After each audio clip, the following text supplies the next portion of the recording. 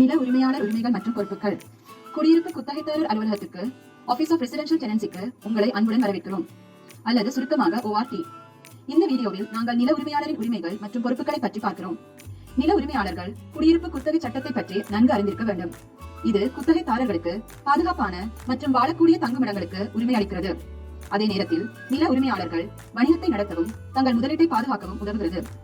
எல்லா நேரங்களிலும் குத்தகைதாரர்களுக்கு அவர்களின் தற்போதைய தொடர்பு தகவல்களை வழங்குவதற்கு நில உரிமையாளர்கள் பொறுப்பாவார்கள். எனவே குத்தகைதாரர்கள் அவசர காலத்தில் அவர்களை தொடர்பு கொள்ளலாம். இச்சட்டத்தின் கீழ் மாகாணத்துக்கு வெளியே வசிக்கும் நில உரிமையாளர்கள் சஸ்கச்சுவான் வணிக முகவரியை கொண்டிருக்க வேண்டும், அல்லது சஸ்கச்சுவானில் அமைந்துள்ள ஒரு முகவரை நியமிக்க வேண்டும். வதிவற்ற நில உரிமையாளர் அங்கீகாரம் பெற்ற நபர் படிவத்தை, அதாவது பவர் ஆஃப் அட்டோர்னியை பூர்த்தி செய்வதன் மூலம் ஒரு முகவரை நியமிக்கலாம். இதை எங்கள் வலைத்தளத்தில் காணலாம். சொத்துக்களை வாடகைக்கு விடுவது ஒரு வியாபாரமாகும். குடியிருப்பு குத்தகை சட்டத்தின் கீழ் நில உரிமையாளர்கள் ஒவ்வொரு குத்தகைக்கும் போதுமான புத்தகங்களையும் பதிவுகளையும் வைத்திருக்க வேண்டும். நல்ல கோப்பு மேலாண்மை என்பது ஒரு நில உரிமையாளரின் உரிமைகளை பாதுகாப்பதற்கும் அவர்களின் சொத்தின் மதிப்பை பாதுகாப்பதற்கும் சிறந்த கருவியாகும்.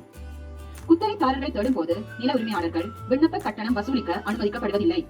எவ்வாறாயினும் ஒரு குத்தகைதாரர் தேர்ந்தெடுக்கப்பட்டு குத்தகை கையொப்பம் விடப்பட்டவுடன் ஒரு மாத வாடகையை தாண்டாத ஒரு பாதுகாப்பு வைப்பு தொகையை கேட்க நில உரிமையாளருக்கு உரிமை உண்டு. குத்தகையின் முதல் நாளுக்குள் நில உரிமையாளர் குத்தகைதாரர்களுக்கு சாவிகளை கொடுக்க வேண்டும். குத்தகையின் போது நில உரிமையாளர் மற்றும் இருவரும் ஒப்புக்கொள்ளாவிட்டால் பூட்டுகளை யாராலும் மாற்ற முடியாது. குத்தகைதாரர் வாழ்வதற்கு ஒரு சுத்தமான மற்றும் பாதுகாப்பான இடத்தை பராமரிப்பதே ஒரு நில உரிமையாளரின் மிகப்பெரிய பொறுப்பாகும்.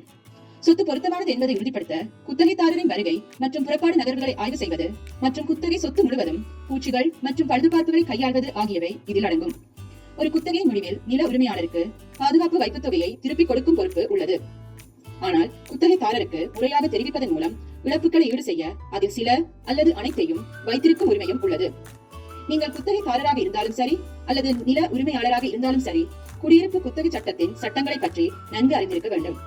உங்கள் உரிமைகள் மற்றும் பொறுப்புகளை அறிவது அனைவருக்குமே வாடகை செயல்முறையை எளிதாக்குகின்றது.